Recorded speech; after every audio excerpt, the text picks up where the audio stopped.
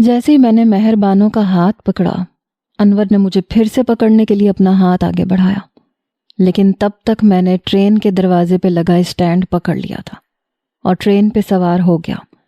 Train کی رفتار اب بہت زیادہ بڑھ چکی تھی۔ انور ہانپنے لگا، اس کی رفتار بھی اب کافی کم ہو چکی تھی۔ مجھے ٹرین کے اندر دیکھ کے مہر بانو کا سانس بحال ہوا۔ کہنے لگی، جی آپ ٹھیک ہیں؟ میں نے کہا جی ہاں میں ٹھیک ہوں۔ میں خود بھی گہرے گہرے سانس لے رہا تھا۔ بھاگ بھاگ کے بری حالت ہو چکی تھی۔ مہر بانو نے اپنی چادر کا کونا پھاڑا اور میرے بازو پہ باندھ دیا۔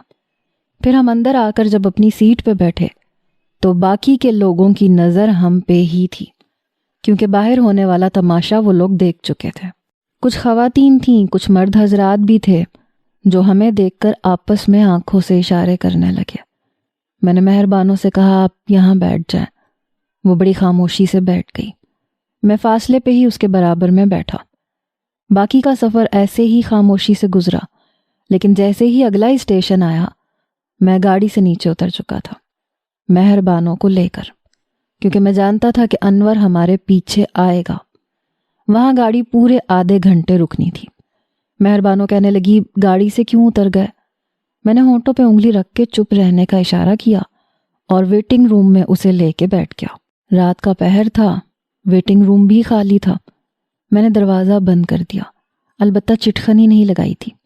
میں نے کہا باہر جانا خطرے سے خالی نہیں ہے۔ وہی ہوا۔ 10 منٹ تک انور اپنے بدماش لڑکوں کے ساتھ اسٹیشن پہ پہنچ چکا تھا۔ پھر انہیں کہنے لگا گاڑی کے ہر ڈبے میں دیکھو، جہاں وہ دونوں نظر آئیں انہیں نیچے اتارو۔ آج میں اس لڑکے کو چھوڑوں گا نہیں، اور نہ مہر بانو کو چھوڑوں گا، جان سے مار ڈالوں گا۔ لڑکے ٹرین میں سوار ہو گئے۔ کسی کے ذہن میں بھی یہ نہیں تھا کہ ہم لوگ ویٹنگ روم میں ہیں۔ مہر بانو کی رنگت سفید پڑ چکی تھی، بہت ڈر رہی تھی۔ کہنے لگی اگر اسے پتہ چل گیا تو وہ ہمیں جان سے مار ڈالے گا۔ میں نے کہا میں آپ کو باحفاظت آپ کے واصل کے پاس پہنچا دوں گا۔ بہرحال وہ لوگ ٹرین سے باہر نکلے۔ انور کہنے لگا چھوڑوں گا نہیں، یقیناً وہ باہر گئے ہوں گے۔ وہ انہی لڑکوں کے ساتھ واپس جا چکا تھا، لیکن ٹرین بھی جا چکی تھی۔ 2 گھنٹے ہم نے وہاں گزارے۔ پھر میں نے مہر بانو سے کہا کہ آپ یہاں بیٹھو، میں ابھی ٹکٹ لے کے آتا ہوں۔ کہنے لگی نہیں میں یہاں نہیں رکوں گی، میں آپ کے بغیر کہیں نہیں رکوں گی، اور ہم ٹرین میں نہیں جائیں گے۔ اس کی بات شاید ٹھیک تھی۔ میں اسے لے کے باہر آ گیا۔ اسٹیشن کے باہر بھی بڑی خاموشی تھی۔ تقریباً 4 بجے کا وقت تھا۔ کچھ رکشے اور کچھ ٹیکسیاں کھڑی ہوئی تھیں۔ میں نے ایک رکشہ لیا، سیدھا بس اسٹاپ پہ چلا گیا۔ وہاں سے بس پکڑی اور واصل کے گاؤں کی طرف روانہ ہو گئے۔ بار بار مہر بانو میرا شکریہ ادا کر رہی تھی، کہہ رہی تھی آپ کا بہت بہت شکریہ، آپ بہت اچھے انسان ہیں۔ میں نے کہا نہیں کوئی بات نہیں، لیکن یہ واصل ہے کون؟ بس ایسے ہی مجھے کچھ تجسس ہوا۔ کہنے لگی یوں تو کوئی بھی نہیں ہے، اور ویسے میرا سب کچھ ہے۔ کہنے لگی ہمارے پڑوس میں رضیہ رہتی ہے، اس سے میری اچھی دوستی تھی، یہ اس کا کزن تھا، گاؤں سے آیا تھا شہر میں نوکری ڈھونڈنے کے لیے۔ ان دنوں میرا رضیہ کے گھر آنا جانا تھا۔ پھر 2 ماہ بعد رضیہ کی شادی بھی تھی، تو ہم لوگ مل کے ہی اس کی شادی کی تیاری کر لیتے تھے۔ اس کے کپڑے میں نے ہی سلائی کیے تھے، بہت اچھی تھی وہ۔ تبھی واصل بھی رضیہ کے بہانے کمرے میں آ جاتا تھا۔ ان کے گھر میں پردے کا کوئی خاص اہتمام نہیں تھا۔ پہلے تو میں بہت نروس ہوئی، گھبرائی کہ وہ اجنبی شخص کیوں آ کے بیٹھ جاتا ہے۔ رضیہ بھی اسے یہی کہتی تھی کہ تم کیا منہ اٹھا کے کمرے میں آ جاتے ہو۔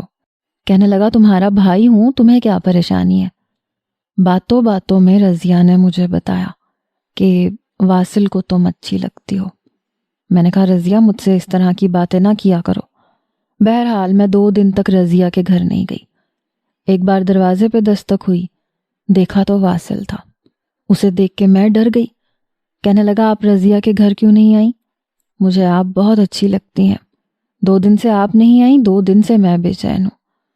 اس کی اس طرح کی بات پہ میں گھبرا گئی۔ پھر انور کا بھی ڈر تھا۔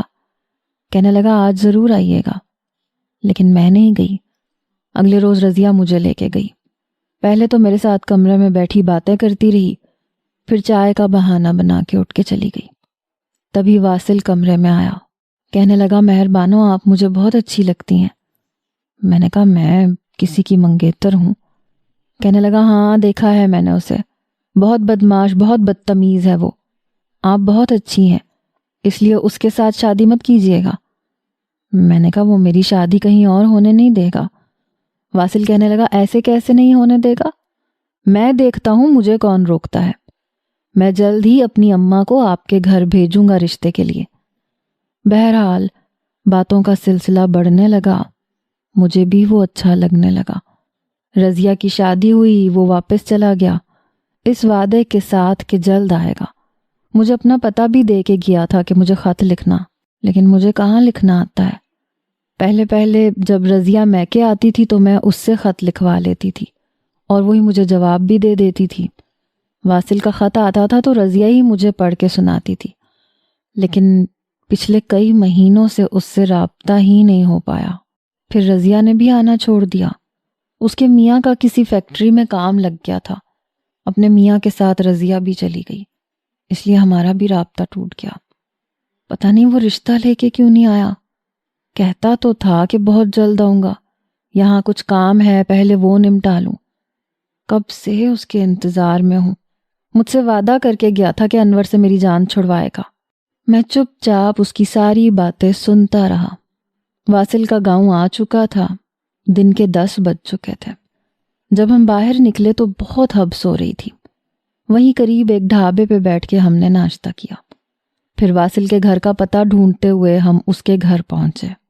دروازے پہ دستک میں نے دی، اندر سے ایک نسوانی آواز سنائی دی، کون ہے؟ میں نے کہا دروازہ کھولیے۔ دروازہ ایک ادھیڑ عمر عورت نے کھولا، وہ شاید واصل کی ماں تھی، اجنبی نظروں سے ہم دونوں کو دیکھ رہی تھی۔ میں نے کہا واصل ہے؟ کہنے لگی ہاں گھر پہ ہے۔ میں نے کہا اسے ذرا باہر بلا دیں، مہربانی ہوگی۔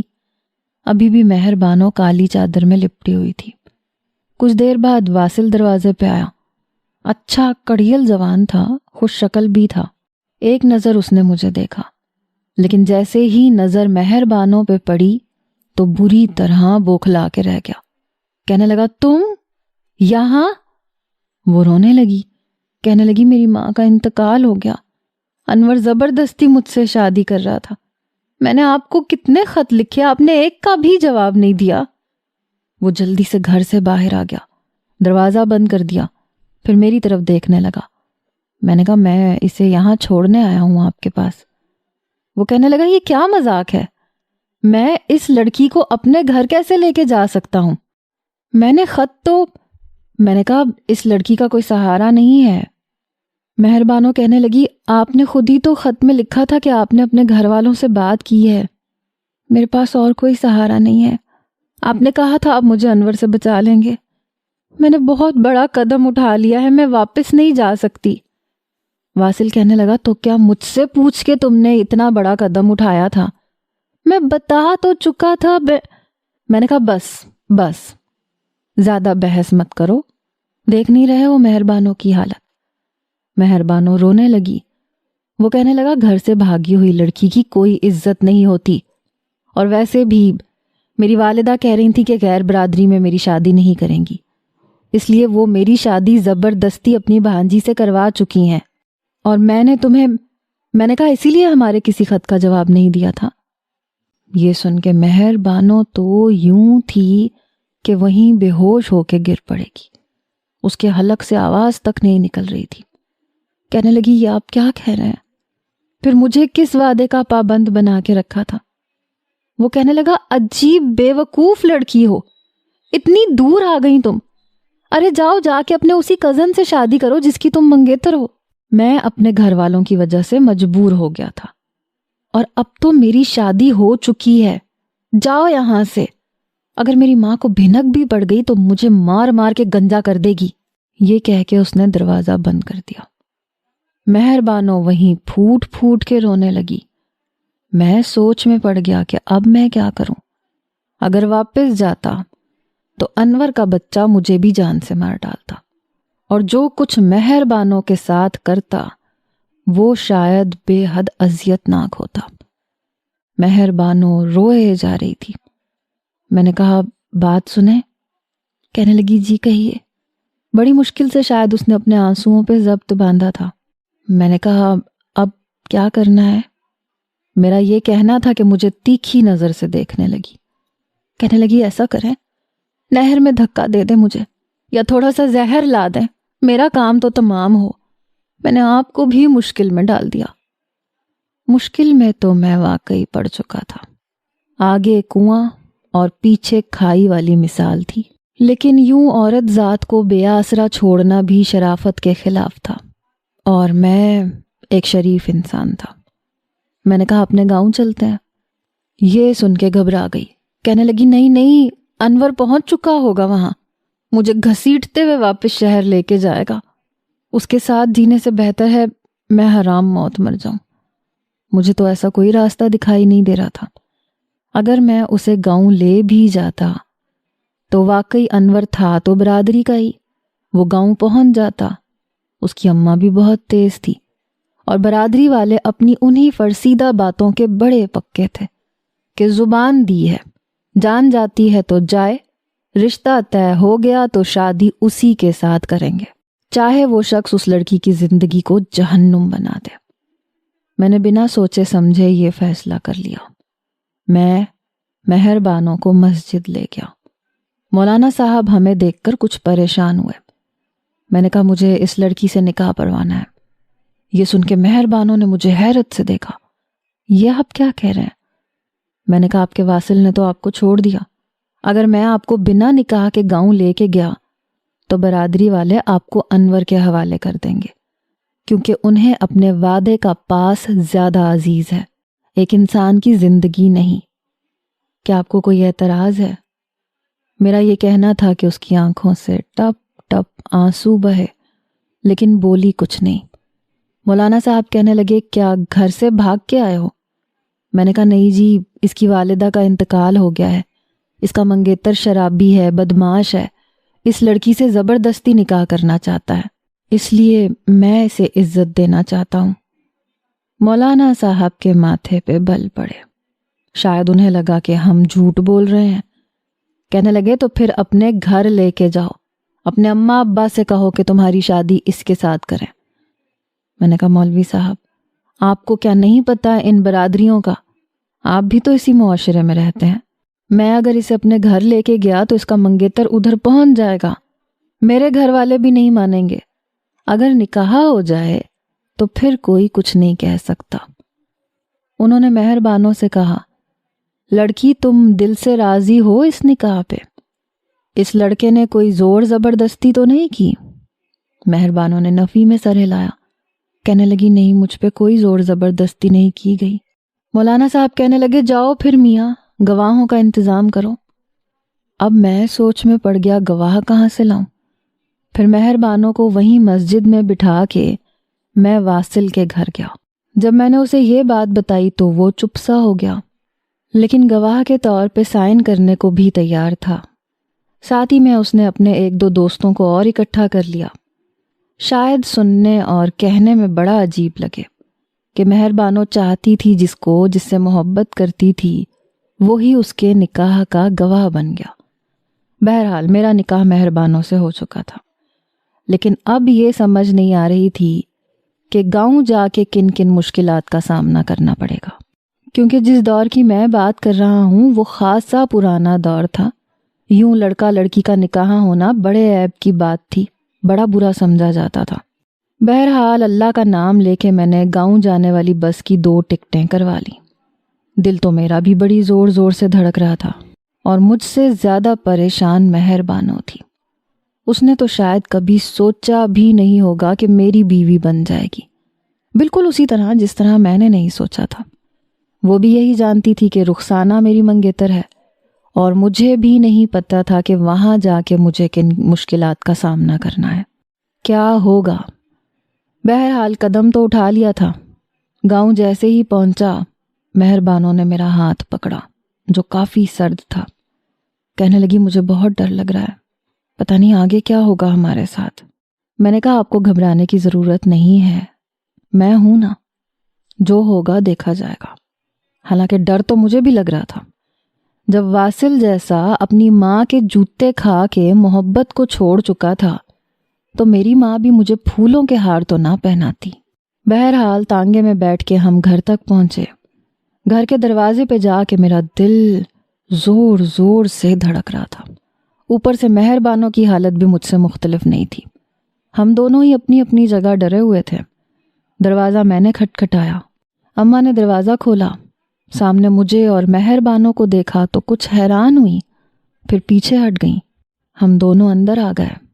ابا بھی چارپائی پہ بیٹھے ہوئے حقہ پی رہے تھے، وہی چیک دار دھوتی، اوپر سے بنیان، کیونکہ گرمیوں کا موسم تھا اور گرمیوں کے موسم میں ابا گھر آتے ہی دھوتی اور بنیان میں ملبوس ہو جاتے تھے۔ مجھے دیکھ کے کہنے لگے، تو شہر سے واپس آ گیا بنا خط لکھے؟ ارے اطلاع تو دینی چاہیے تھی۔ اور یہ تو سکینہ کی کڑی ہے نا، یہ تیرے ساتھ کیا کر رہی ہے؟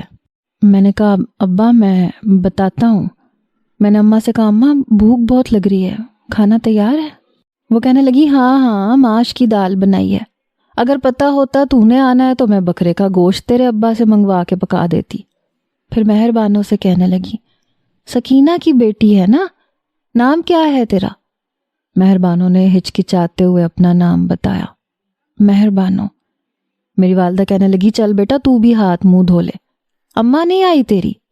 گاؤں میں کسی کو نہیں پتا تھا کہ سکینہ خالہ کا انتقال ہو چکا ہے۔ اماں کی بات سنتے ہی مہر بانو رونے لگی، کہنے لگی اماں کا انتقال ہو گیا۔ یہ کہہ کے وہ پھوٹ پھوٹ کے رونے لگی۔ میری والدہ نے اسے اپنے ساتھ لگا لیا۔ میری والدہ بھی رونے لگی، کہنے لگی ایک تو جب تک تار چٹھی نہ آئے پتہ ہی نہیں چلتا شہر میں کیا ہو گیا اور کیا نہیں۔ بہت دکھ ہوا بیٹے، صبر کرو۔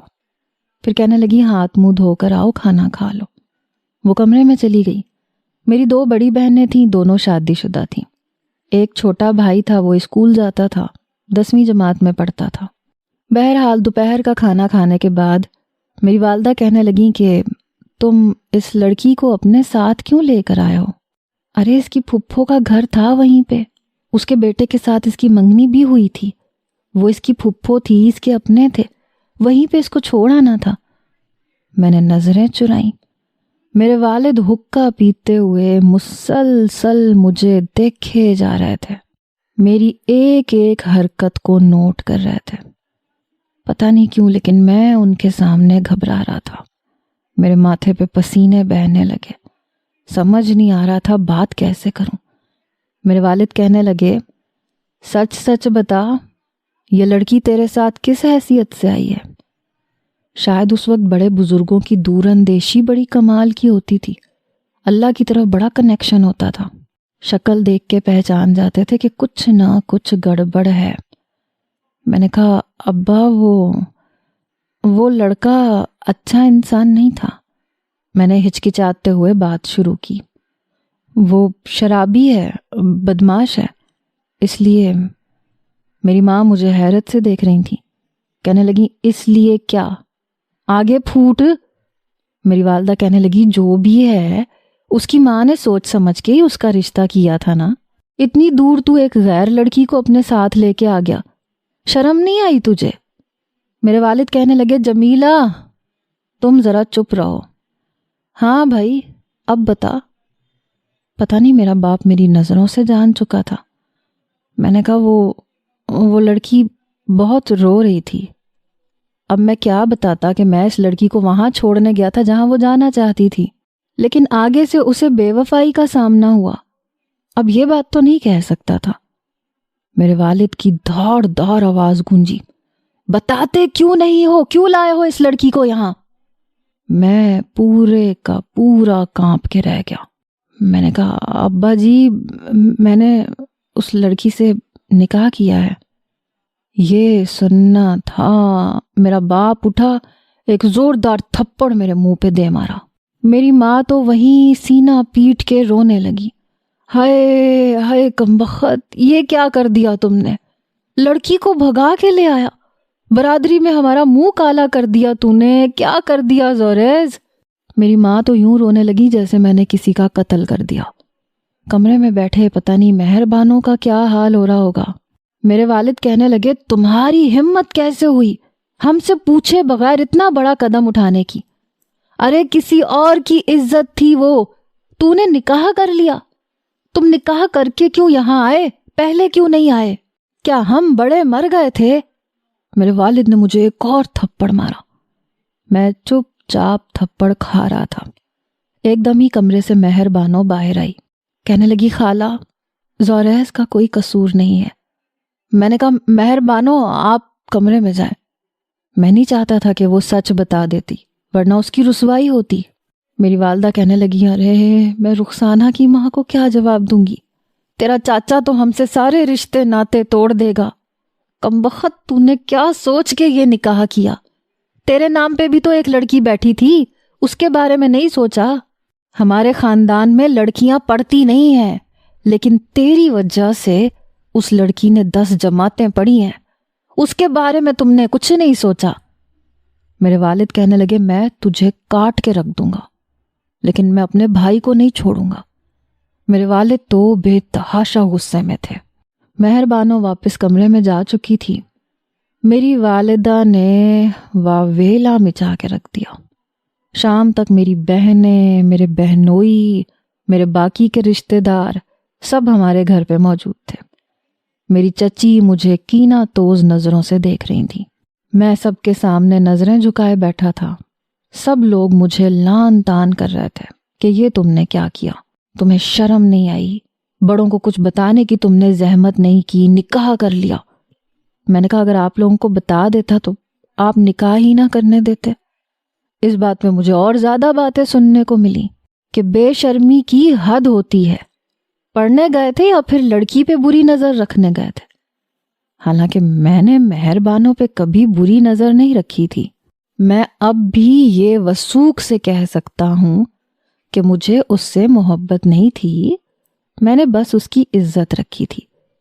بہرحال میرے چچا کہنے لگے اس کو بولو لڑکی کو طلاق دے۔ یہ سن کے میں نے حیرت سے اپنے چچا کی طرف دیکھا۔ کہنے لگے یہ ہر حال میں رخسانہ سے نکاح کرے گا۔ ہماری بیٹی اس کے نام پہ بیٹھی تھی، ساری برادری کو پتا تھا کہ اس کی بیوی بنے گی۔ یہ سن کے میں نے کہا نہیں میں طلاق نہیں دوں گا۔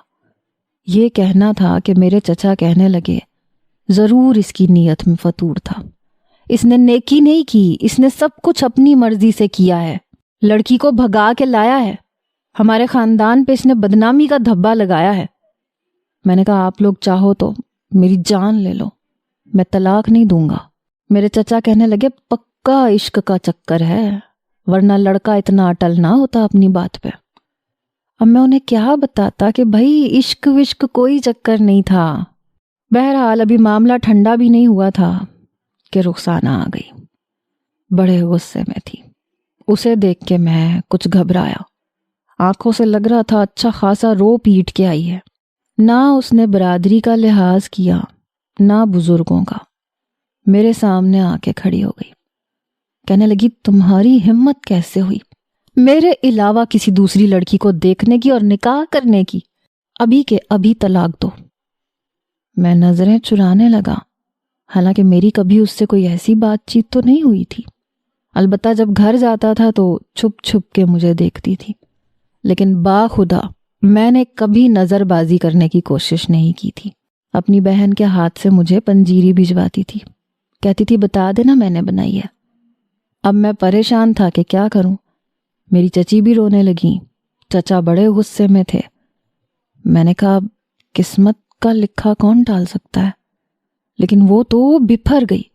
کہنے لگی تمہاری خاطر میں نے بڑی مشکل سے 10 جماعتیں پاس کی، مجھے کوئی شوق نہیں تھا پڑھنے کا، لیکن اس لیے پڑھا کیونکہ تم بیرسٹر بن جاؤ گے تو کہیں تمہیں شرمندگی نہ ہو کہ بیوی ان پڑھ ہے، انگوٹھا چھاپ ہے۔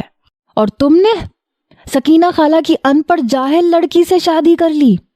تمہیں پتہ ہے میں نے کتنی مشکل سے 10ویں کے امتحان پاس کیے تھے، دن رات پڑھائیاں کی تھی تمہاری خاطر۔ مجھے نہیں پتا تھا کہ لڑکیاں جو کچھ بھی کرتی ہیں صرف شوہر کی خاطر کرتی ہیں۔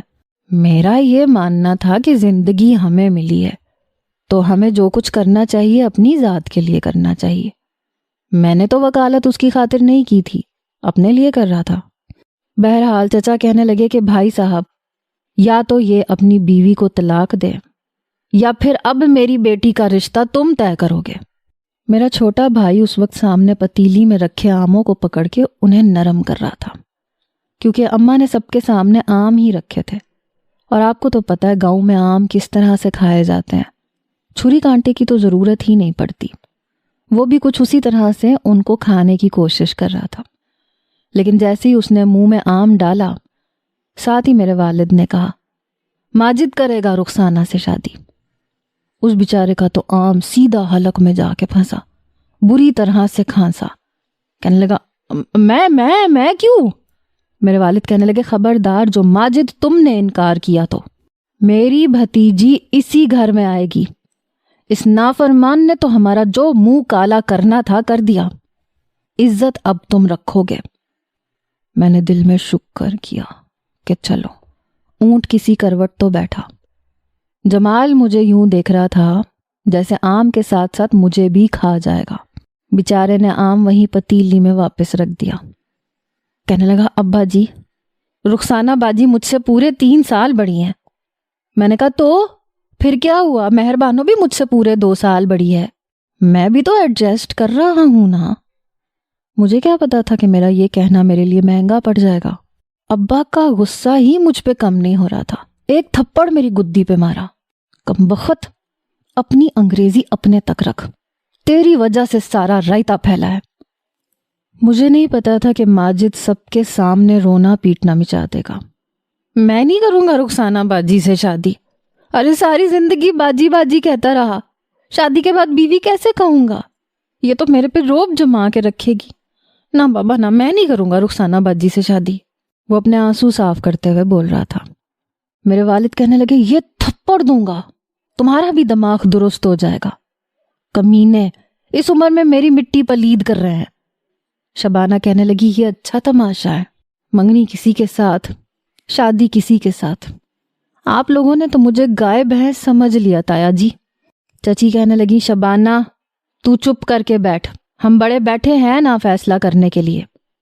تو وہ کہنے لگی، آپ بڑوں کے ہی فیصلوں کا یہ نتیجہ ہے۔ آپ لوگ تو بچپن میں ایک دوسرے کے ساتھ نام جوڑ کے فارغ ہو جاتے ہیں، مصیبت میں ہم پھنس جاتے ہیں۔ ابھی یہ بحث ہو ہی رہی تھی کہ انور اور اس کی ماں ہمارے گھر پہنچ چکے تھے، بلکہ اپنی برادری کے 4 لوگوں کو بھی لے کے آئے تھے۔ انور بڑے غصے میں تھا، کہنے لگا، کمینے، مجھے پتا تھا تو میری مہربانوں کو یہاں لے کے آیا ہوگا، تجھے تو میں پولیس میں پکڑواؤں گا، تجھ پہ اغوا کا کیس کرواؤں گا۔ اس نے آتے ہی میرا گریبان پکڑ لیا۔ اس کی ماں بھی چیخنے چلانے لگی، تم لوگوں کو میں چھوڑوں گی نہیں، سب کے سب جیل میں جاؤ گے۔ میری بھتیجی کو تم لوگوں نے اغوا کیا ہے، سب پہ اغوا کا کیس لگے گا۔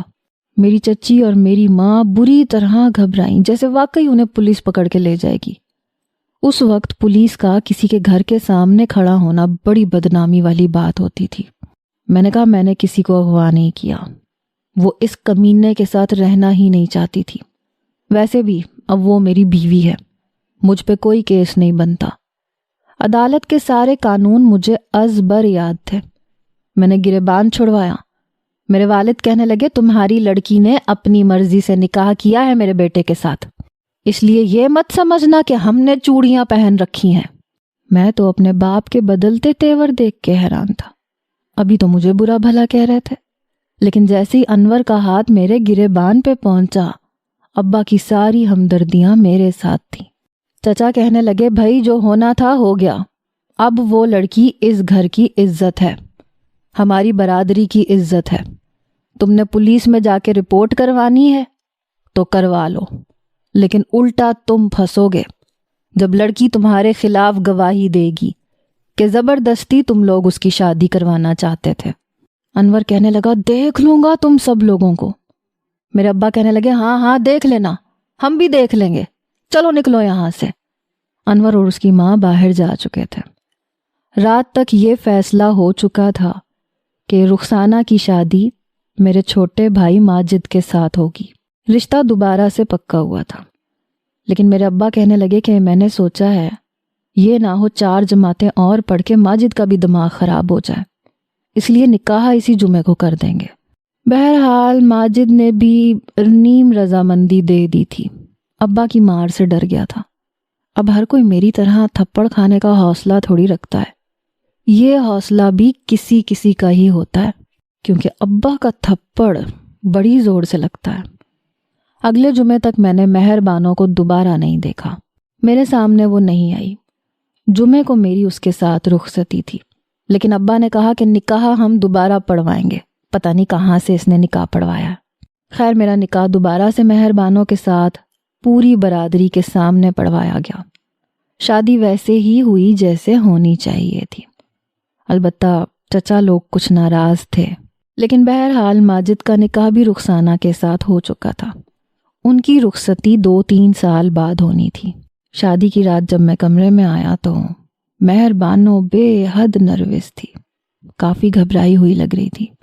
سرخ جوڑے پہ سلور گوٹے کا کام ہوا تھا، بڑی پیاری لگ رہی تھی۔ میں سامنے جا کے بیٹھا تو ذرا سا کھسک کے پیچھے ہٹ گئی۔ اب میں اتنا بھی شریف نہیں تھا کہ بیوی کے ساتھ شادی کی رات بھی شرافت کا مظاہرہ کرتا۔ ہاتھ پکڑنے کا حق تو میرا تھا، اور بھی بہت سارے حق تھے جو آہستہ آہستہ میں نے پورے بھی کر لیے۔ اب کیا کرتا، شادی تو ہو چکی تھی نا، رشتہ بھی تو نبھانا تھا نا۔ اب یہ مت سمجھیے گا کہ مجھے مہر بانو سے کوئی محبت تھی، نہیں، مجھے اس سے محبت نہیں تھی، لیکن بہرحال اب شادی تو ہو ہی گئی تھی تو نبھانی تو تھی نا۔ یوں تو میں ایک نہایت شریف انسان تھا، مگر جی تو دوستو یہ تھا کہانی کا ایک رخ جو میں نے آپ کو سنایا۔ چلے اب دوسرے رخ کی طرف آتے ہیں، اس پہ بھی کچھ روشنی ڈالتے ہیں۔ پہلی بار جب مجھے مہر بانو نے سنیے جی کہا تھا نا، دل کے سارے تار ہل کے رہ گئے تھے۔ ایسی میٹھی سریلی آواز پہلی بار ہی دل میں تار بجنے لگے۔ جب اس کا سفید دودیا ہاتھ دیکھا جس میں بوسیدہ پرچی تھی اور اس پہ واصل کا پتہ لکھا تھا تو دل میں بڑی ہلچل مچی تھی۔ خواہش ہوئی تھی کہ اس کا چہرہ بھی دیکھوں، لیکن کمبخت پردہ کرتی تھی، سامنے نہیں آتی تھی۔ لیکن اب دل کا کیا کرتا، کیونکہ میں نہایت شریف انسان تھا۔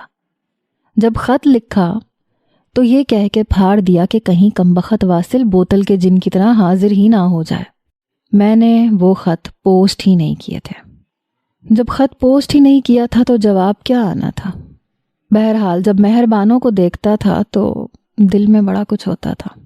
دل میں یہ طے بھی کر چکا تھا کہ یہ لڑکی بڑے کمال کی ہے، اور پھر اس کا منگیتر بھی نشئی ہے، شرابی ہے، لڑکی کی مرضی بھی شامل نہیں ہے، تو اپنا چانس تو بنتا ہے۔ اب چونکہ میں ایک شریف انسان تھا تو اپنی شرافت کے دائرے میں رہ کے مجھے سب کچھ کرنا تھا۔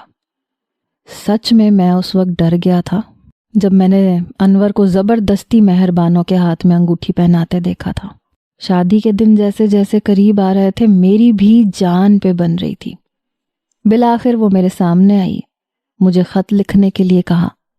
میں نے پھر بھی کوئی خط نہیں لکھا تھا، البتہ ایک بار میں یونیورسٹی سے واپس آ رہا تھا جب ڈاکیے کو میں نے خالہ سکینہ کے دروازے کے پاس دیکھا۔ میرا دل بڑی زور سے دھڑکا۔ میں نے کہا کیا کام ہے؟ کہنے لگا کسی واصل کا خط آیا ہے۔ میں نے کہا ادھر دو۔ میں نے پکڑ لیا، ویسے بھی مہر بانو کو کون سا پڑھنا آتا تھا۔ میں نے خط کھول کے پڑھا تو واصل کا تھا، جس میں وہ اپنی مجبوریوں کا رونا رو رہا تھا کہ میرے گھر والے شادی کے لیے مان نہیں رہے، اس لیے مجھے بھول جاؤ اور جہاں تمہارا رشتہ طے ہوا ہے وہاں شادی کر لو۔ میں نے دل میں شکر کیا کہ چلو یہ قصہ تو ختم ہوا، لیکن میں نے وہ خط بھی مہر بانو کو نہیں سنایا تھا، بتایا تک نہیں تھا۔ جب سکینہ خالہ کا انتقال ہوا اور مہر بانو بہت رو رہی تھی تو میں نے اس سے کہا تھا کہ دیکھو جیسے ہی تمہاری پھپھو آئے گی وہ تمہیں اپنے گھر لے جائے گی، پھر تمہاری شادی اپنے بیٹے سے کر دے گی۔ دیکھو میں تمہیں بچا سکتا ہوں، میری بات پہ غور ضرور کرنا۔ اس کے کان میں پہلے ہی ایسی بات ڈال چکا تھا کہ وہ اس بارے میں سوچے۔ میں نے کہا کہ خود کو اکیلا مت سمجھنا، اپنی زندگی نہ برباد کر لینا۔ وہ ساتھ ساتھ رو بھی رہی تھی، ساتھ ساتھ میری بات بھی سن رہی تھی۔ میں جانتا تھا وہ اس بارے میں ضرور سوچے گی۔ اگر یہ باتیں میں اسے نہ کہتا تو شاید وہ اسی انور کے ساتھ زندگی گزارنے کے لیے سمجھوتا کر بھی لیتی، لیکن چونکہ میں ایک شریف انسان تھا، میں نے اس کے کان میں جان بوجھ کے ایسی باتیں ڈالیں تاکہ وہ اس بارے میں سوچے کہ اسے بھاگنا چاہیے۔ بہرحال پھر وہی ہوا جو میں نے سوچا تھا۔ آخرکار وکالت پڑھ رہا تھا، دوسروں کے دماغ کو پڑھنا میرے لیے کوئی مشکل کام تو تھا نہیں۔ اس کے بعد جو کچھ ہوا وہ سب کچھ واقعی سچ مچ ہوا تھا۔ لیکن جب ہم واصل کے گھر پہنچے تو واصل نے بہت بار کوشش کی کہ مہر بانو کو سچ بتا سکے، کہ وہ تو خط میں لکھ کے سب کچھ بتا چکا تھا کہ وہ اسے نہیں اپنا سکتا، لیکن میں نے اسے بولنے کا موقع ہی نہیں دیا۔ کچھ مہر بانو بھی اس صدمے میں تھی کہ اس کے ساتھ بے وفائی ہو گئی ہے۔ بہرحال نکاح مجھے مہر بانو سے کرنا تھا، یہ تو میں بہت پہلے سوچ چکا تھا۔ پھر میں اسے مسجد میں لے کے گیا تاکہ گرم گرم پہ وار کیا جائے، یہ نہ ہو وہ کچھ زیادہ ہی سوچنے سمجھنے لگے اور یہ کہے کہ گاؤں جا کے دیکھوں گی کہ کیا قسمت میں لکھا ہے۔ میں نے اس کے سامنے اپنے علاوہ کسی آپشن کو رکھا ہی نہیں تھا، جھٹ پٹ نکاح کر لیا، اور اس کے بعد جو کچھ ہوا وہ آپ کے سامنے ہے۔ ویسے آپ بتائیں، کیا مجھے مہر بانو سے محبت تھی یا پھر یوں تو میں ایک شریف انسان ہوں؟ آپ کو کیا لگتا ہے؟